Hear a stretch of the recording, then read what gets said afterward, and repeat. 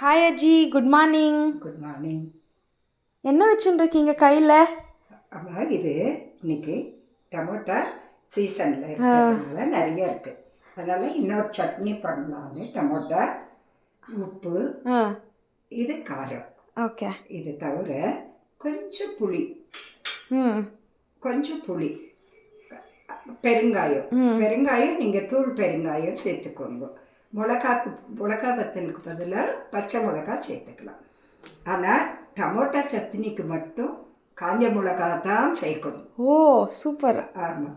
அப்புறம் இது ஒரு நாள் வச்சிருந்தாலும் நச்சுத்தன்மை வரக்கூடாதுங்கிறதுக்காக ஒரே ஒரு பூண்டு அதை அதில் ஆட் பண்ணுறோம். இப்போ இந்த சட்னியை நல்லா அரைச்சி கடுகு, உளுத்தம்பருப்பு எல்லாம் தாளித்து கொட்டி சமையல் ஆயிலேயே தாளித்து கொட்டலாம். கொஞ்சம் நேரம் நல்லா ஃப்ரை பண்ணிக்கோங்க. உங்களுக்கு தேவையான அளவு தண்ணி விட்டு, தோசையாக இருந்தால் கொஞ்சம் ஜாஸ்தி தண்ணி விட்டு, இது இட்லியாக இருந்தால் கொஞ்சம் கெட்டி பதத்துக்கு அரைச்சிக்கோங்க, தாளிச்சிக்கோங்க. இந்த சட்னி பொங்கல், சப்பாத்தி எல்லாத்துக்குமே தொட்டுக்க வசதியாக இருக்கும். 15 நாள் கெட்டும் போகாது.